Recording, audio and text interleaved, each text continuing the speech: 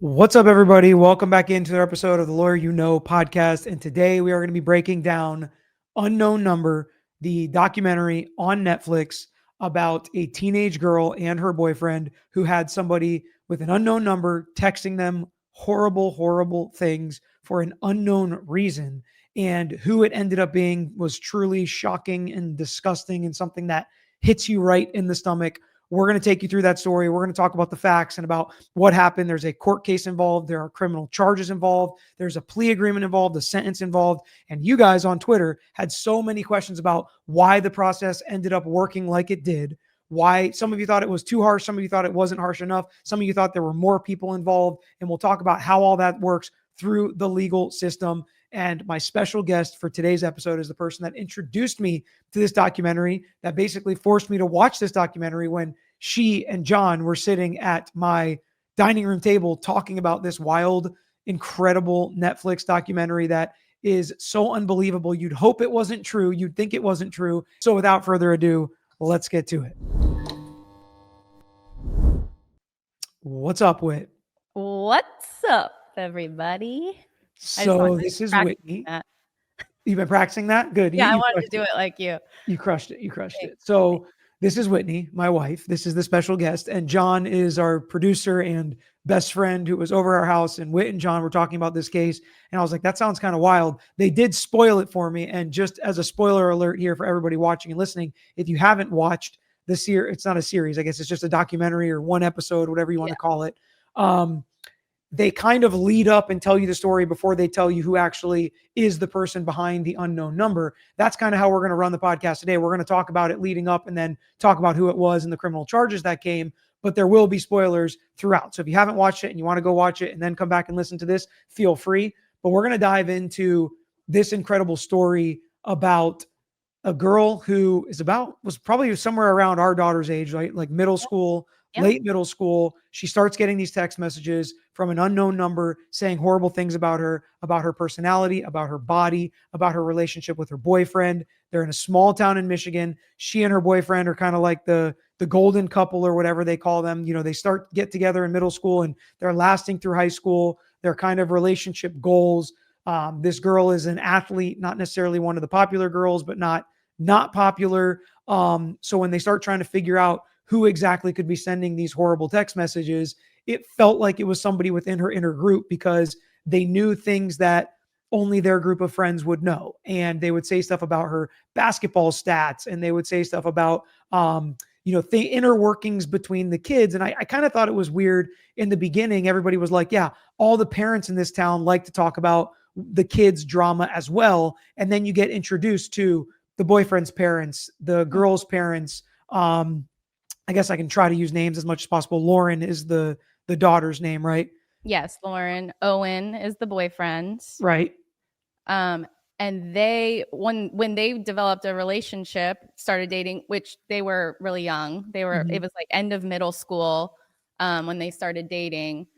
Their families became really close. So in the documentary, they're all very involved with each other. I think they talked about how small the town was and how their class was only 30 people. So everybody knew everybody, parents, students, teachers. I mean, it was that small town. Everybody's in everybody's business vibe. And so, yes, there are some key players, but most of it is revolving around this couple and those families and then some other students at the school. Right. And they explain it in a way that makes you seem like, oh, it's this small town, but also a big focus of the entire documentary is cell phones. And these kids had cell phones at young ages, which, we've talked about a lot. We have a seventh grader, I almost said sixth grader, a seventh grader and a fourth grader, and we're heavy no phones people. And eventually when we get phones, it's really hopefully going to be either when they're driving or when they need to get a hold of us, call us for things. And it's also a lot to do with social media, which again, we're big proponents of no social media for absolutely as long as we possibly can, because it's a really dangerous place. And I think that this documentary really points that out and highlights that as well, that one of the major things connecting all of this and making this even possible is the fact that all these kids had phones. And when this started unraveling, everybody knew about it because, again, there are group chats and there are parents talking about it. There are kids talking about it. So it just spread like wildfire throughout the school when these messages started. And some people may think some of the details are important, some may not. The messages started earlier, took like a year off, and then they came back and resurfaced. And it was really weighing on, especially Lauren and Owen, the young couple, because they were getting the worst of it. As far as the messages go, what did you think about some of the overall themes with phones and technology and how young they were and just the recipe that was for disaster here in this documentary?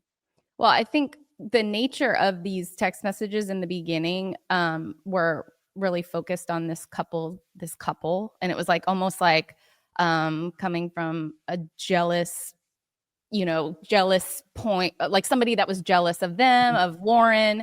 And so in the beginning, when the text started, it could be kind of viewed as like teenage drama. I don't even think that they didn't even like tell their parents about the text messages in the beginning. It took a while for them to finally tell the parents about it. But in the beginning, it was like a very like just gossipy teen, like, oh, you should break up. He likes me better than you. And so it was, my thought was, how does it go from, how do you distinguish between, oh, this is like a teenage drama, gossip little thing that is going to blow over, to where it becomes like a criminal activity, or like something that these phones are now being able to be used for crime. Yeah. Yeah, I think that the issue is with severity and how repetitive it is and what exactly is being said, right? I think a jealous teen friend saying these types of things, and we'll get into some of what the actual text messages are. We'll put some of them up on the screen. Some of them will be, edited just because they were like, I can't tell you how vulgar they were and disgusting they were to hear for this poor girl, where people are talking about her body, like body shaming her. You're anorexic, no booty body. Like Owen's never going to want that. He's going to want, a real woman and things like that. And his fingers and his tongue and his D is in my pee and mouth and all this stuff. Explicit, like disgusting verbiage. Literally. And again, these kids are like 13 and 14 years old, getting these like disgusting, vulgar text messages on their cell phones. I just like can't even. Which, and so everybody that's got kids knows you have different kids in the friend group, right? Some that are a little more advanced and older and mature, some that are a little less mature, who maybe aren't as, sexualized or whatever it may be. And so sometimes you see like, oh, it's probably this girl saying that or this guy saying that because we know they've talked about this before, or they seem like they've gotten into that issue before, whatever it may be. And the same thing was going on here as the parents were trying to figure out who this was, because these were not just, you guys need to break up, Owen likes me better than you. These were, I am trying to destroy your soul and your mind for this girl, Lauren and Owen, and it just would not stop regardless of what they did. They would ignore it. They would try to engage with it. They would beg them to stop, and nothing could get this person from stopping texting them. And your question about, when does it become criminal activity? A lot of the law, and I think a lot of the questions you're going to have, a lot of the questions I saw on Twitter, is the law is trying to catch up with technology constantly. Mm-hmm. And we have these cyber crimes, we have cyber stalking, we have harassment. And if it is rising to the level of actually being harassing or being repetitive enough to be stalking or making threats that are credible threats and realistic threats, which nowadays, I mean, somebody making a threat online maybe didn't used to feel like as credible as a threat as it does today, as we sit here and we see those horrible threats coming to life. Mm-hmm. And those are real major issues that I think legally we have to deal with, but it really has to do with a case-by-case basis, the totality of the circumstances, what makes text conversations and saying nasty things to somebody a crime versus, like you said, teenage drama. A lot of times it depends on the law enforcement officer or the prosecutor reading those text messages, seeing how it's all kind of coming together. And here they were like taking pictures of her phone case saying, oh, you got this stupid, ugly phone case. Or, again, like she saw her somebody was watching her basketball game and talking. So that's what makes it a credible threat, right? It's not somebody in Hawaii talking to this family in Michigan. It's not somebody in Timbuktu, right? It's somebody that's there, that has access to her, that's obviously around her and in her small friend group or group of people around her at her, Christmas party. And from that perspective, that's what makes it more of a credible threat as far as law enforcement and prosecutors are going to look at it. And so they were saying that there were like 700 some odd pages at the end of this of text messages, like up to like 30 to 40 text messages a day, just constant. Every message was foul, ugly, disgusting. So it's maybe a combination of the amount that's being shared plus the content, and then the mix of, I guess, proximity to these people where you can actually feel threatened. Like, this is somebody that like sees me, knows me. That was another thing when the messages were coming through. They were using her nickname. They were, like you said, like talking about what she was wearing, how her hair was done. And this is going on for 2 years of their lives. Like, this was happening for 2 years. So it wasn't until a year into it that the school got involved. Yeah. So they eventually tell their parents, and then the parents eventually get the school involved. And at that point, based on, there was hundreds of thousands of text messages, by the way. And the numerosity of them and the repetitive nature of the text messages also does make a difference in the question that you had to make it something criminal. So at that point, when they get the school involved, I just did a little research as far as Michigan, because every state has some different laws. But Michigan has some laws specifically dealing with the malicious use of a service provided by telecommunications service provider. Anyone who maliciously uses any service provided by a telecommunications service provider with intent to terrorize, frighten, intimidate, threaten, harass, annoy another person, or to disturb the peace and quiet of another person by doing any of the following is guilty of a misdemeanor: threatening physical harm or damage to anybody's person or property. So you can understand, and there's a bunch of different definitions on there: repeatedly initiating phone calls or text messages without speaking and hanging up. So there's all sorts of ways using your cell phone can get you into trouble, can become a misdemeanor. And at this point, we have at least this, if not more, going on. And something that I'll probably hold a little bit until we talk about where this goes. But so we know there's criminal activity. There's definitely harassment, potentially aggravated harassment, which leads to potentially damaging somebody, hurting somebody. That's going to be a big element of what crimes you look at here. Is, just sending something to somebody that doesn't affect them or doesn't hurt them is different than this repetitive nature where they have emotional distress, they have mental anguish, they have potential long-term damage that they're going to have to deal with now, even in the form of counseling. Those are all things you take into account when you look into something like this. And the school hops in and the superintendent becomes a part of the story. By the way, the people being interviewed in this documentary, very normally sitting at their house, are some of the friends that may be involved, that the parents that may be involved, the superintendent may be involved, the prosecutor, the local law enforcement, FBI that eventually gets involved. They're all being interviewed as totally normal witnesses in this case.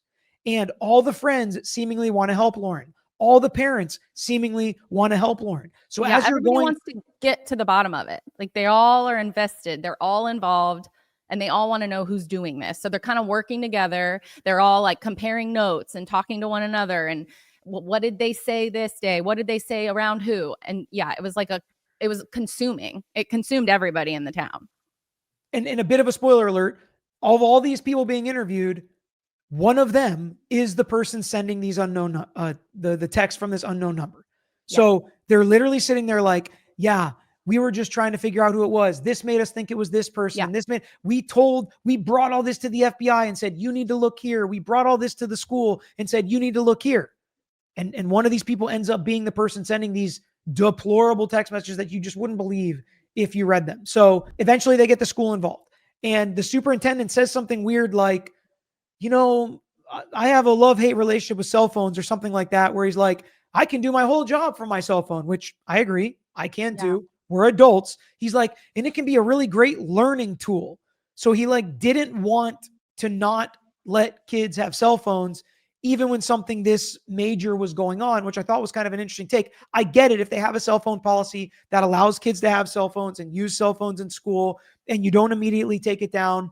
But eventually this was getting to the level of, and I'll add this in now, there were a lot of texts of self-harm, like telling Lauren, this girl, to hurt herself, to end her own life because her boyfriend would be happier, the world would be happier, the world would be a better place without her. So when it escalates to that level, like the school needs to check their policies and see like, what do we need to do? And what they started doing was telling Lauren to tell them anytime she got one of these horrible text messages, they'd go back and check the cameras, see if they can correlate or put something together. One of the friends was texting on the phone, while the same time that Lauren was getting the message. And these were small classes, like 30 kids per class that grew up in the same class together like their whole life. So you'd think if that's how it was happening, they would have been able to catch them. What did you think about the school's involvement in this and what they did? I was just wondering legally how responsible the school can be held for something like this taking place during school hours, which was something that was noted more than once. While they're sitting in class, they're receiving these threatening messages. And I think someone had mentioned in the documentary too that at a certain point, the parents wanted to basically get all of the kids' cell phones and like go through them. Like they wanted to see if they could find anything because they're at this point they're getting desperate. They're like, my kids are so I'm just wondering how much responsibility does a school have for maybe not enforcing a no cell phone policy or even just shutting down cell phone use during the school day, that you can have them but leave them in your locker. Like, let's not be, I mean, I just am wondering if they can be held responsible for that.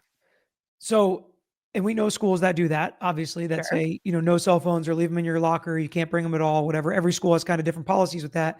But a lot of what this comes down to is what knowledge, and I know that you had some questions when we were talking about it before that we might get into as far as cell phone companies and social media platforms, like what responsibility do they have? Yeah.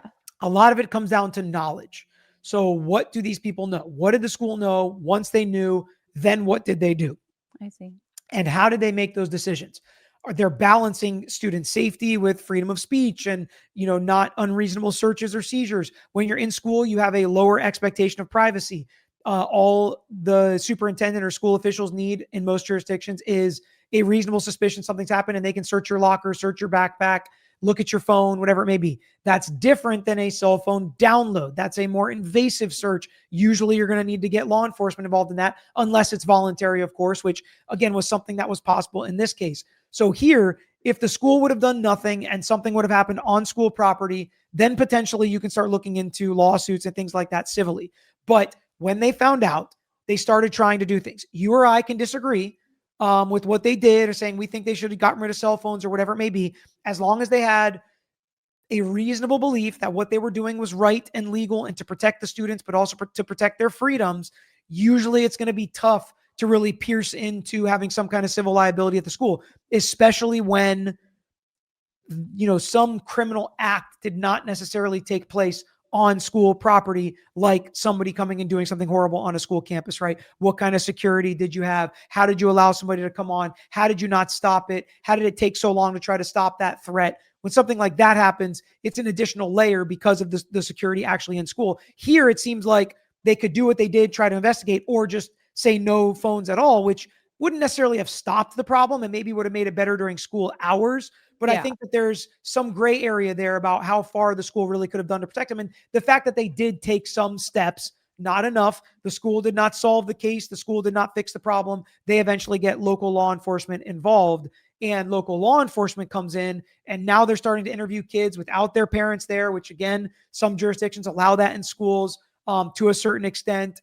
But so local law enforcement gets involved, and they start trying to figure this out. And then it becomes a new layer of, and I want to see what you thought of this, like how wild you thought this was, a new layer of, why can't they just block the number? Why can't they just figure it out based on who the person's cell phone number is? Well, this person's using a VPN, so they're pulling from all over the place. It looks like you're in California, it looks like you're in Florida, things like that. And they're using some number switching software where every time they text, every time they call, it's a different number. If the kids, Owen and Lauren, were to block a number, a new number would come up. And because they have their cell phone numbers, they would be able to text with Lauren and Owen. What did you think of that layer of it?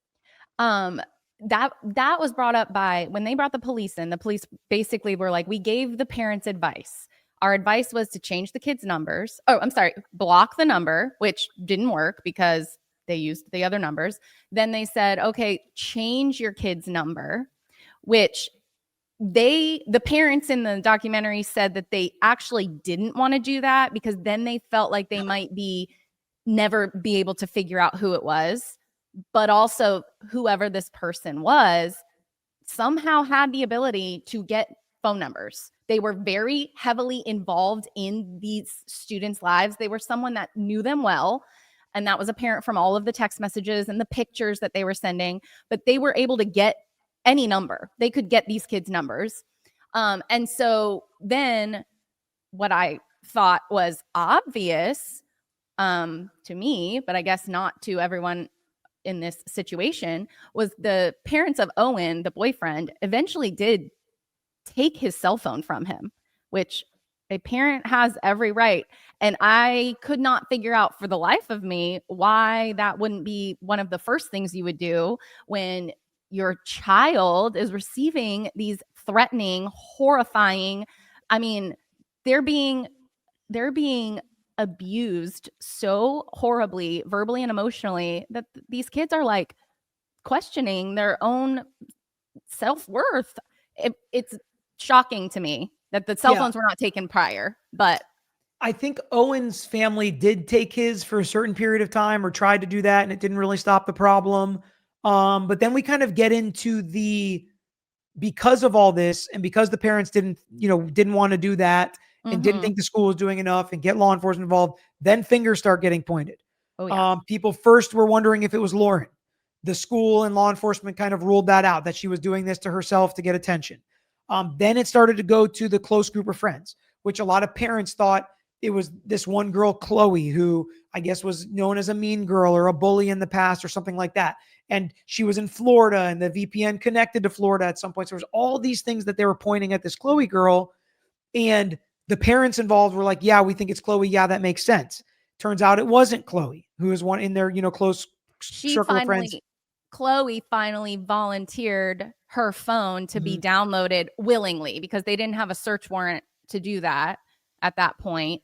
And she was basically like, I'm not doing this. This isn't me. So she gave them her phone and they were able to find that there was no messages being sent.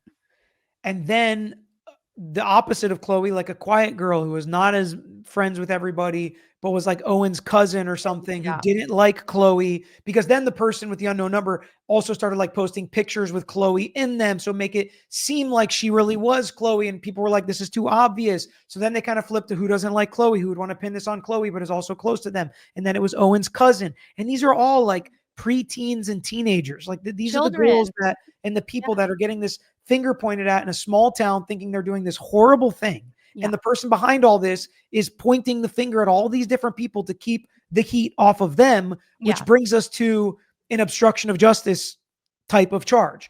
When you are pointing the finger, when you are making an investigation more difficult, if you're hiding things from law enforcement, if you're lying to law enforcement, you are obstructing justice. It can also turn into filing a false police report if you actually go in and say this person committed a crime. This one didn't quite lead to that level, but those are kind of the crimes that come into play with these types of actions. Because, I mean, as we're going out throughout this entire documentary, I was like, there could have been tons of different criminal acts. I mean, I think we've already talked about 3 or 4, and we haven't even gotten into a lot of the ones that this person was charged with. Criminal acts that could have come from the actions taken, which is one of the overarching themes of, my thought process is, how do we stop something like this from happening, criminalize this behavior while also protecting free speech and people's ability to fight and get mad and maybe call somebody a name? Like, where are the lines in society that we want to draw, because we all have to live by those rules. And every right you take away gives the government more power to take more rights away. So we want to be careful to not over legislate words. Like if you're saying, F you, I hate you, that should not be a crime. But where is that line? And that's something that's really interesting about, how this works. And also leads me to think about the girl who was convicted of involuntary manslaughter, telling her boyfriend to hurt himself, telling him tonight's the night, encouraging him, being all over it. I thought that was wild when that came out. And then she ends up getting convicted with her words, and somebody deciding to take their own life feels like, most of that would be on him, but she gets convicted. So I was thinking, somebody sending these text messages over and over again while also telling this person how horrible they are and they have no worth, could it get into an attempted manslaughter type of charge because you're attempting to try and push them to do that even though it didn't happen? Are you taking action in furtherance? How realistic is it? How able are you to make this happen? I think if they really wanted to stretch what they were charging this person with, they could have looked at something like that. And I don't know if but it's abuse. I mean, that is that absolutely. So let's save some of that for once we figure out exactly where this goes, because there's a lot that has to do with what other charges come based on who it is. Well, I know that there are legal consequences, obviously, for any sort of physical assault, physical abuse, if you harm someone physically. Are there the same standards and legalities when it comes to emotional or verbal? And what exactly, maybe aside from the text about ending your life or pushing someone towards self-harm, what about just diminishing someone's self-worth or being so vulgar? Does it have to be a threat on their physical, or can it be just an abuse of their emotional, mental state to be considered a crime? Yeah, so absolutely. There are criminal statutes that protect you from verbal abuse causing you emotional distress. A lot of times it does come in the form of harassment, stalking, threats. But yes, absolutely there are. And I want to talk more about it when we get to who this actually is, which we're getting there. We're almost there. I just want to talk about how so local law enforcement, they can't crack the case. They're like, this is too difficult. There's so much going on. We can't figure out whose IP address it is, things like that. So they end up bringing it to the FBI, and the FBI gets involved. But before the FBI gets involved, I had the thought of, how often is this happening in schools, you think, or to people, where it just doesn't get escalated to the FBI, or it's not something they can do. They don't have enough resources to investigate. Every time you said like a teenage drama versus something like this, how often or how rampant do you think this is in schools today? Thanks to Quince for being a sponsor of this episode. It certainly still feels like summer in Florida, but fall is coming. I'm smelling the candles, I'm tasting the pumpkin spice, and I can't wait to get out my suede bomber jacket from Quince. I bought it last fall, and it is still just as much of a staple and in style, in my opinion at least, because of the type of product you get at Quince, the colors, the styles, the fabrics. They stick in your wardrobe for season after season. And it's so easy to mix and match them with things that are already in your closet. And while it still feels like summer here, I'm still wearing my Clubhouse golf shorts every time I golf. I bought multiple pairs because I couldn't fathom going back to my old golf shorts after wearing these. So you can keep it classic and cool this fall with long-lasting staples from Quince. Go to quince.com/LYK for free shipping on all your orders and 365-day returns. That's QUINCE.com/LYK for free shipping and 365-day returns. Quince.com/LYK. I mean, it's, as a mother of a daughter, and I tell you all of the time, I am terrified of kids, but mean girls, and it can genuinely ruin someone's life just by the cyberbullying, the texting, the ugly comments, just gossip. Yes, I think it is probably incredibly common, sadly, but I do think that when social media and phones entered the scene, it just made it easier, worse. It's more anonymity. Nobody knows who you are. You can do it in secret. I mean, yes, I think it probably happens way more than we know about, But in this case, it's incredibly publicized. Yeah, I agree. I think it's happening all the time. I do think that there's differences though when it is, a 12-year-old doing this to a 12-year-old. Sometimes that's obvious. Sometimes it doesn't hurt as worse. They don't know really where to hit you in your insecurities. And it's more kind of like an equal battle. As bad as that sounds, I'm not condoning it. I don't think it's okay. I think it's horrible. I think it needs to be stopped. But like as far as where the line is for criminal activity and what type of, emotional damage somebody can do, it's very different than what ends up happening in this case where the FBI gets involved. They end up tracing it back to Lauren's own house. And so then it comes back to, is Lauren involved in this? And, steps are taken. Is it mom's phone, dad's phone, mom's phone, computer, dad's computer? They trace it all back to, and the big bombshell in the documentary is, it is Lauren's own mother, Kendra Lakari, who is sending these text messages to her daughter. What was your thought when they dropped the bombshell? I mean, I saw that. I was shocked, disgusted, sick. I mean, it felt like a punch in the stomach. Literal disbelief, not only that a mother could do this to their child, but also that she's in the documentary. That was like diabolical. Like I was like, we have just been watching this woman like talk about this for an hour, and it was her this entire time. Like it was like another level of just insanity to me that she was in this documentary. But I had a lot of questions, especially related to like the charges and how they were kind of portrayed. Like she was charged. Well, I don't know if you want to get all the way back. Let me just say kind of my thought when that happened is, holy crap, I can't believe mom would do this to her daughter. Then you take a step back and they replay some of the text messages. And you're like, you just watched it 20 minutes ago, so you knew what they were, but it's like now when you read them, and I watched the whole thing knowing it was the mom, but when you read them in the mom's voice, like that's in my head, what I'm listening to them in the mom's own voice. Yes. Who's sitting there consoling her daughter, making this a part of her life, going into the principal's office, going to local law enforcement, going to the FBI, helping them, giving them information, telling them who she thinks it could be. It could be like in this documentary, she's like, well, yeah, we thought it could be Chloe because of this or whatever. Like she was very clearly helping them figure out that it could be all these other people. She didn't feel like the school did enough to like find I'm like, unbelievable. Unbelievable. Like you said, diabolical, so twisted to also think that she's going to sit there in this documentary and try to explain this to us, to why this happened, which we'll get to eventually, that she explains at the end why she did this in her twisted mind.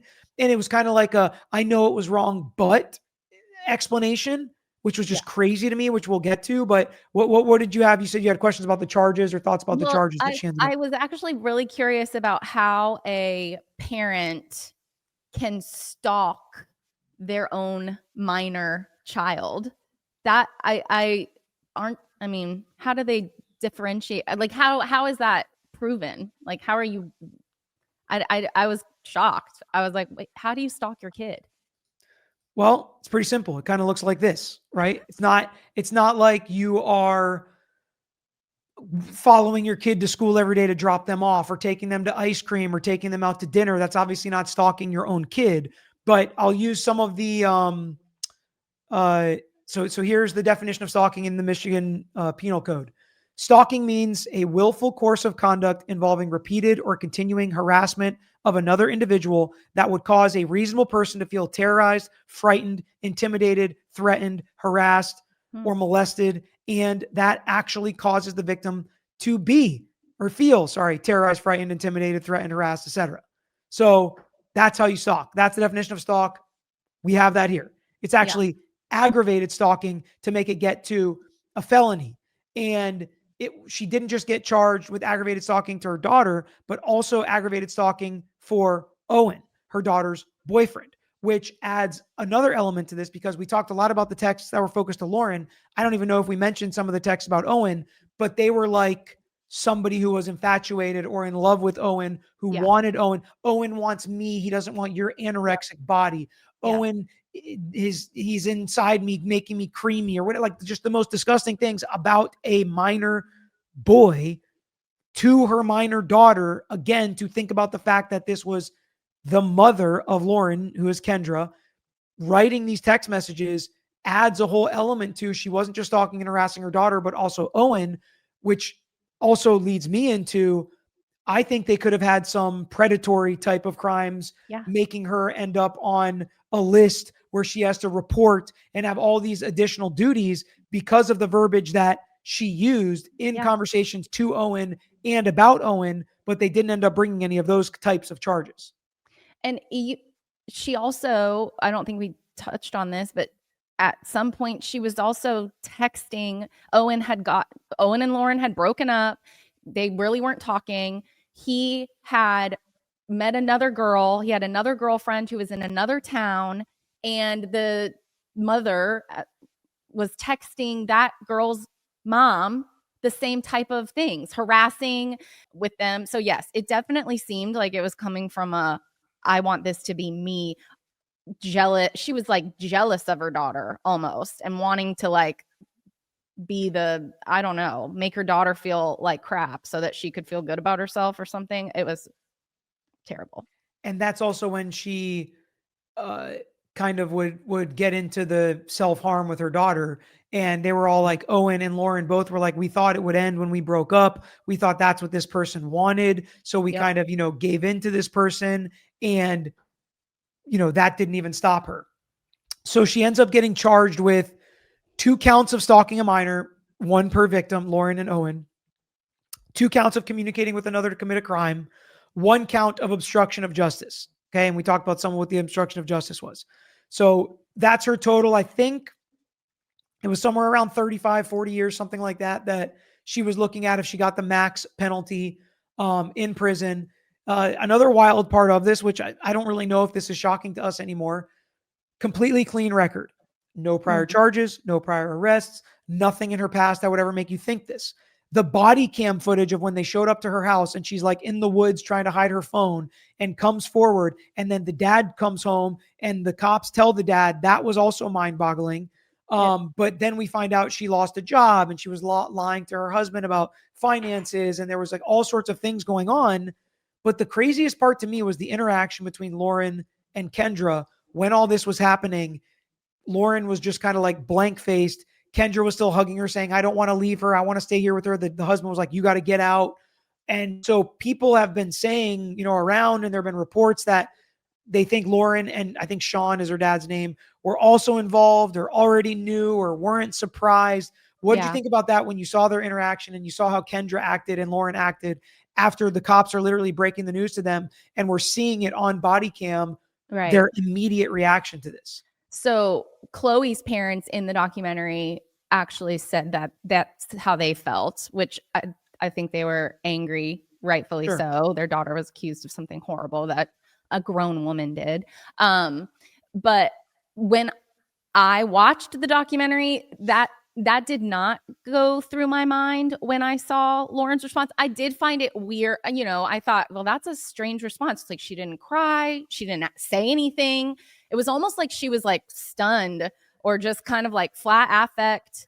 Like broken. Like she just looked like it was broken in that moment. Like you can understand. It's like, this is the person that's been tormenting me for years. And it's the person I've been crying on their shoulder the whole time. Like that's who's doing it.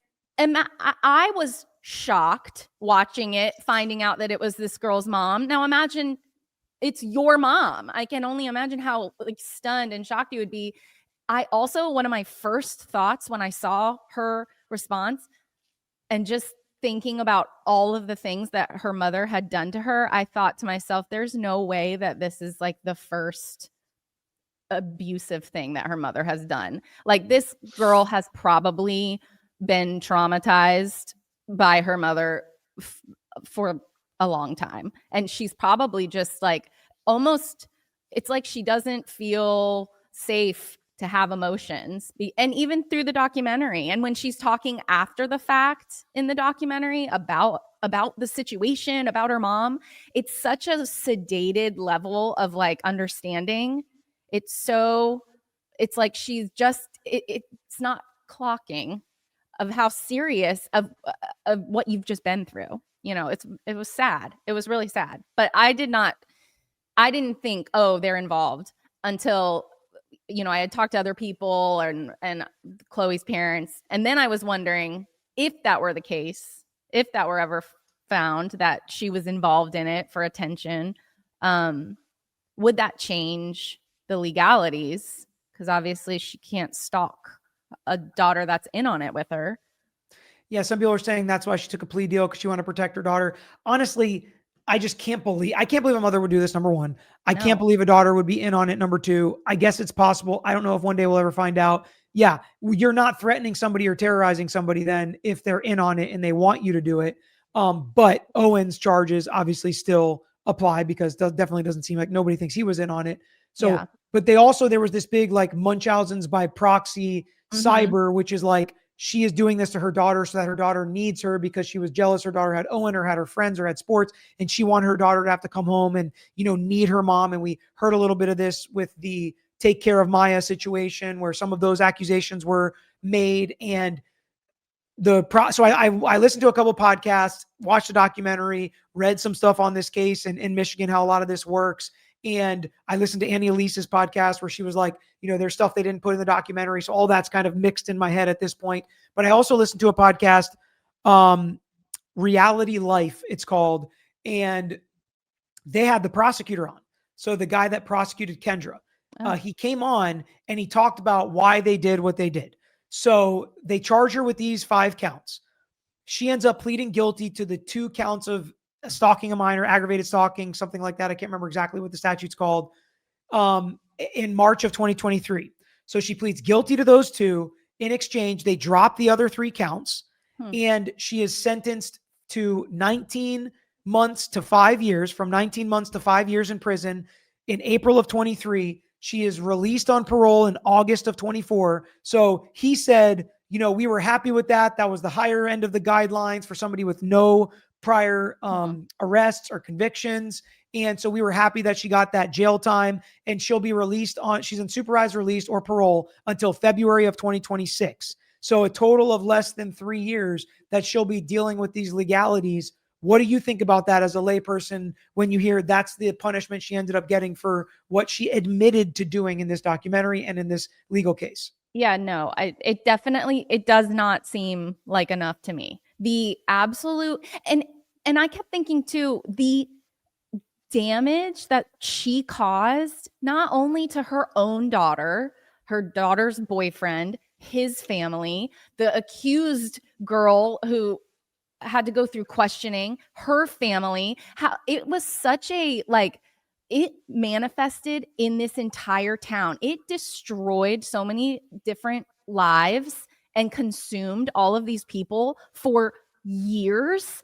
She honestly abused these people longer than she was sentenced. She was sending these text messages. She was harming these people's lives and got less time than she spent doing it. That is crazy to think about. That's a great point, insane. that they were in the jail of her text message warfare for longer than she was in jail for committing these crimes, admittedly so. Yeah, that's a great point. I mean, if I was a judge, I think that's a pretty good line to draw. Like, hey, you put these people in this prison of your mind for 2.5 years. You're not going to jail for 1 day less than we did that to them, and then parole after that.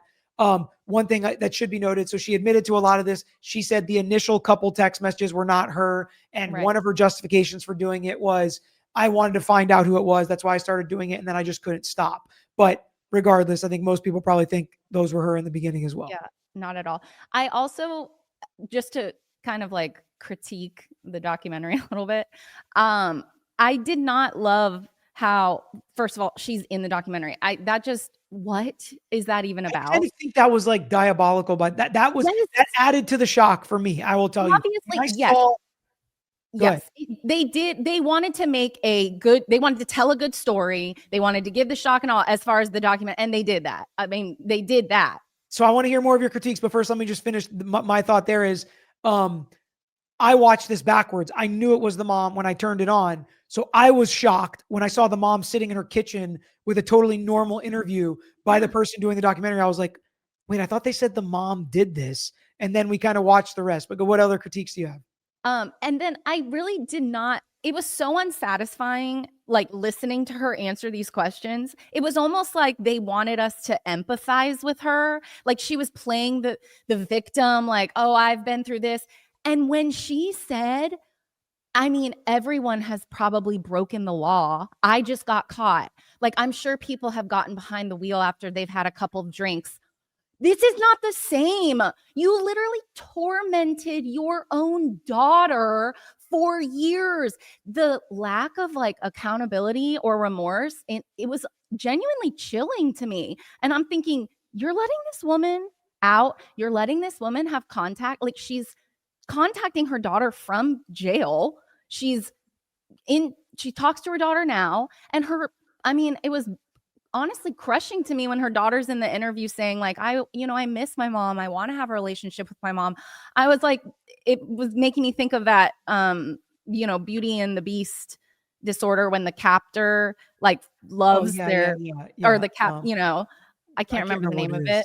Yeah, but I was like, you can't, like, you have to protect this poor girl from her own mother. Like that woman is a menace to society. Like Stockholm syndrome.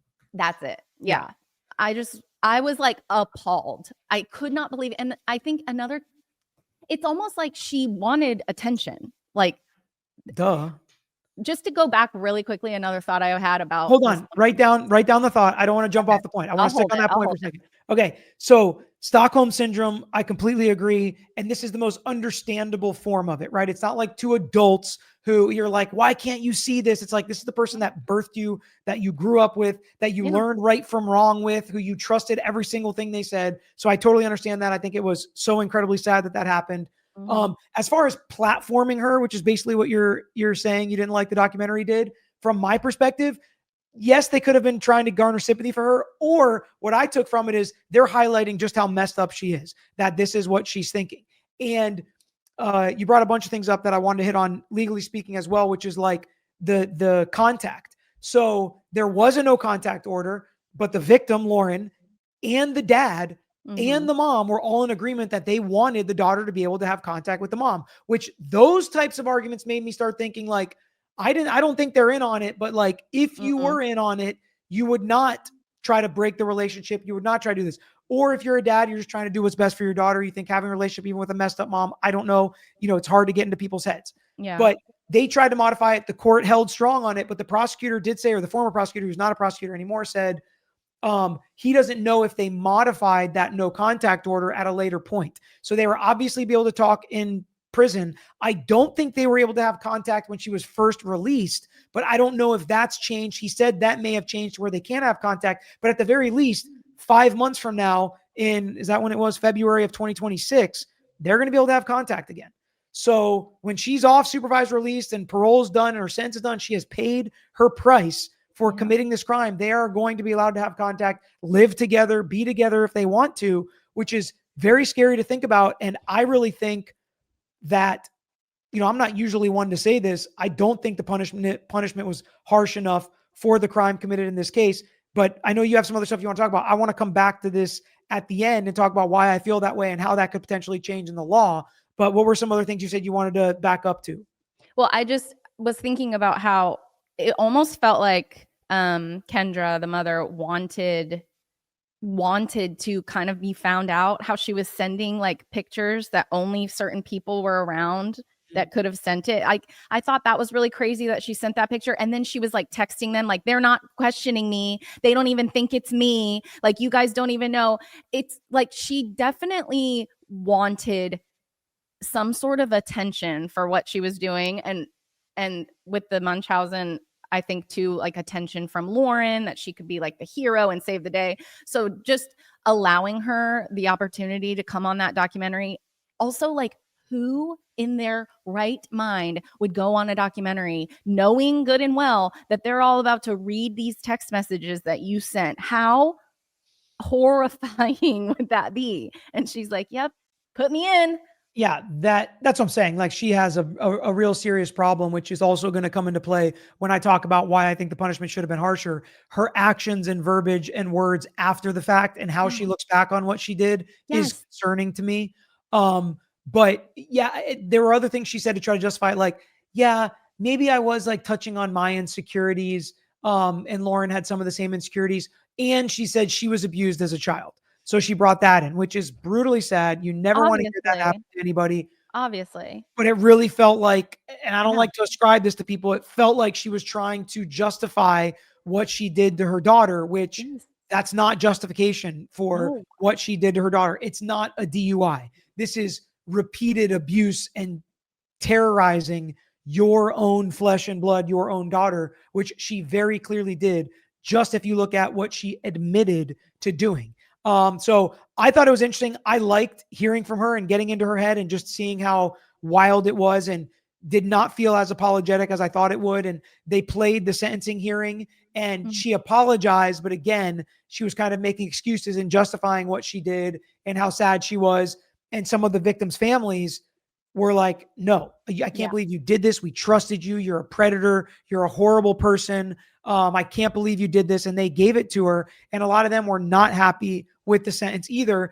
But the prosecutor on that podcast said, everybody's asking why a plea deal, why a plea deal, why a plea deal. And his answer was just like we hear in basically every case from a prosecutor. And I've talked about it as well. And we talked about it in these other cases. He said he didn't want to re-traumatize the community or the kids with a trial, making all of them come up there and testify, including Lauren, and Owen, sitting there pointing the finger at your mom, and going through all of this. So that's why they offered her the plea deal, is what he ended up coming down with, is just basically, we wanted to get the guarantee and we didn't want to re-traumatize everybody. He felt like that was in the best interest of What the do you victim. think? As like, if this was your community, do you think this plea deal was fine and worth it? Or do you think it would have been worth it to try to go for more and try her? I absolutely would have tried to go for more and try her. I honestly wanted the satisfaction of her sitting there and somebody reading out loud these text messages to her face, and every single being like, and what did you mean by that? What were you thinking when you sent that? And what did you think would happen when you said this? I just feel like there was not enough accountability. She wasn't pressured enough. She wasn't pushed enough to be like, answer for what you've done. We need an answer for you. It was just kind of like her, whatever, beating around it, being like, yeah, I shouldn't have done that. I wish I could take it back. It's like, do you realize what you've done? No, Yeah, you do not. it really doesn't feel like she realized what she did. And usually, so almost always in these kind of horrific cases, the chat, people that are not lawyers, that have not had to kind of make these decisions and look at, here's what happens even if we do go to trial and win, here's what a judge is likely going to sentence her to. I don't know what it's like in Michigan, right? But if the judge was going to sentence her to 22 months if they go to trial and 19 if they don't, a trial is not worth it, right? If you're going to get 35 years, then maybe a trial is worth it, from a prosecutor's point of view. But that's always something you have to balance as a lawyer. But this is one where I really feel like I get it. I get where you're coming from. I get where society is coming from. And a lot of it has to do with, this could have been stalking, harassment, all of those types of charges with a lot less language. This could have been some kind of attempted homicide. Maybe that would have been stretching it, but we did just see it in the other case where there was encouragement for self-harm. But realistically, to me, when you read through those text messages, I feel like she is a predator of a sexual nature. It was diabolical, the things that she was saying with body parts of this teenage boy and herself, and then saying to her daughter, he doesn't like you because you don't do this, oral with him or whatever. I will. I do it. Like, she's a predator. Yeah. When they talk to her in the post game interview, I don't know what you want to call it, like after she's out of prison, when they're talking to her, she doesn't apologize for that. She doesn't admit that that was wrong. She doesn't admit, she does admit that she has mental health issues and, she was abused and she needs to deal with that. But she does not understand the gravity of what she did. There's the prosecutor, when he was on the podcast, said he's not aware of any restriction she has to be around children anywhere. So she's allowed to be around your kids, my kids, anybody listening to this kids. She could be sitting right next to them, right? Hopefully she wouldn't be their teacher or anything, but other things have been looked over and fallen through the cracks in the past where people get jobs like this, but she's not on any lists. She doesn't have to do any long-term reporting. Her probation or supervised release, in my opinion, that was kind of the shortest part. Prison, it is what it is. I'm not necessarily somebody's going to change in prison. It is for punishment. I like the idea you said let's put her in prison for as long as she was sending these text messages so she can be terrorized as long as they were. She should have had a much longer supervised release, in my opinion, where she had to report to somebody, take mental health counseling, have some kind of restitution that she pays for these victims for the counseling that they should be getting. Like, to me, that's where this sentence fell a little short. And as a lawyer, I understand it's easy to condemn lawyers for making any kind of plea deal or giving anything on a case that felt really strong, because she pretty much admitted it on that body cam. You were not going to lose that case. Maybe there's a technicality or something in the statute where the defense could make an argument, but you're going to get some charge. You're going to get at least one of those felony charges, which is going to put her in prison she can go to that 19 months in prison just for that. So, that's the harsh reality of this, is how horrible this actually was, the nature of the text messages, how long it lasted, the repetitive nature, the self-harm, the sexualized text messages, the age of the victims. Those are all aggravators. Those are all aggravators in the law. Those are all things we want to stop. Those using the VPN and the changing numbers, which to me, like, I'm all for freedoms and I'm all for, protections and the government not being able to know all this stuff. But man, it seems crazy that people can do stuff like this and be so much harder to catch. Although the FBI can cut through that, which, again, if the FBI can cut through it, what's the point of, people doing it for protection? But it's just kind of a circular argument. But what she did, the lengths that she did to commit these crimes, to me, is so much worse than your average, cyber harassment type of case. I feel like they say too, like, predators will place themselves in situations where they have access to victims. And throughout the documentary, multiple people talked about how she was always at the school. She volunteered as a coach. She was a scorekeeper ever since the kids were young. She was there, which obviously there are a lot of moms that are involved in their kids' lives. But with this added, character flaw that we've uncovered in her, I don't think that she should ever be allowed to be in those situations. When Owen said she was like cutting his food for him and going to all his basketball games, I mean, that is like textbook predator behavior. And so I agree. I think that I wish there were more things in place for her to keep other people safe, because she's not safe. She's not a safe person to be around. And I was thinking too, with the online and the VPN and, having this like hidden identity and access to what's the website where they change all the numbers?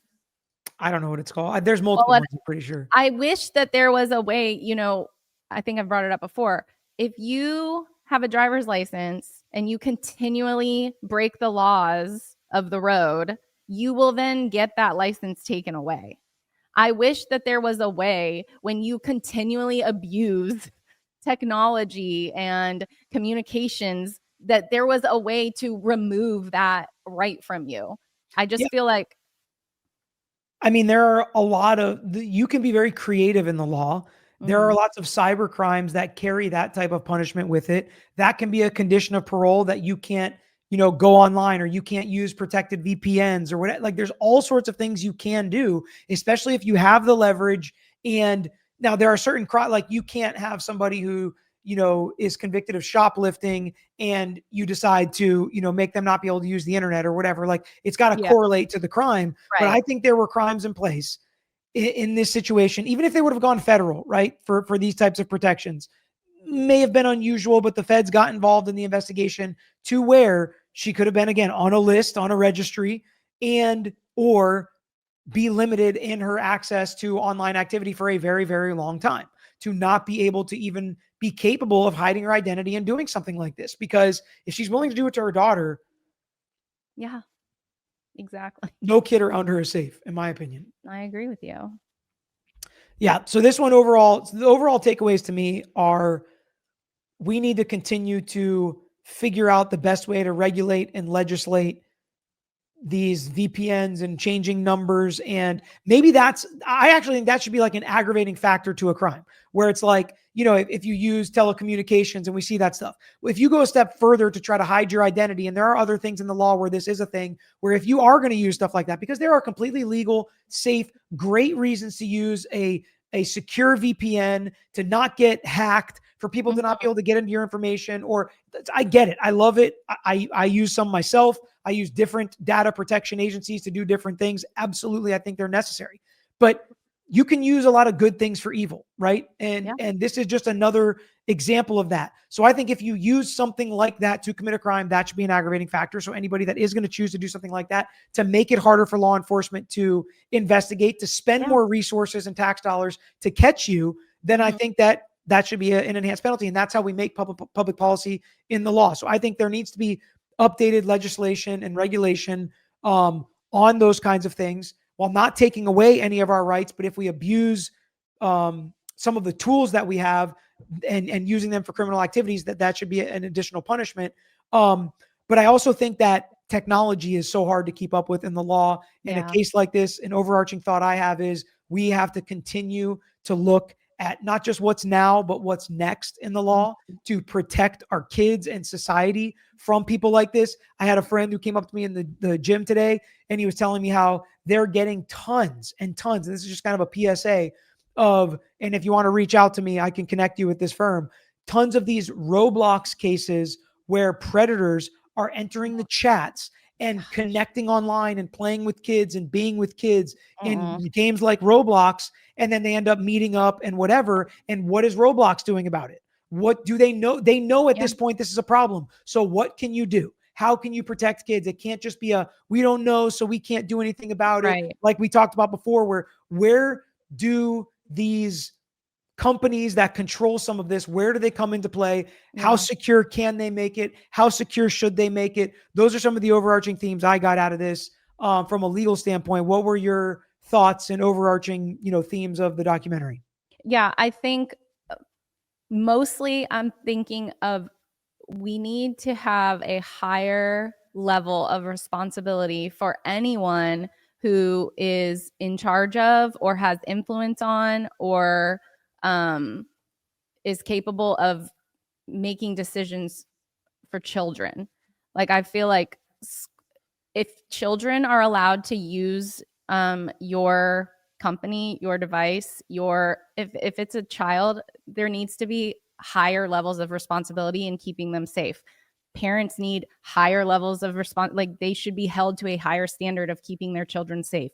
Schools, that's what I was thinking this whole time. It's like there's just so much that I feel like we need protections for these kids that can't protect themselves.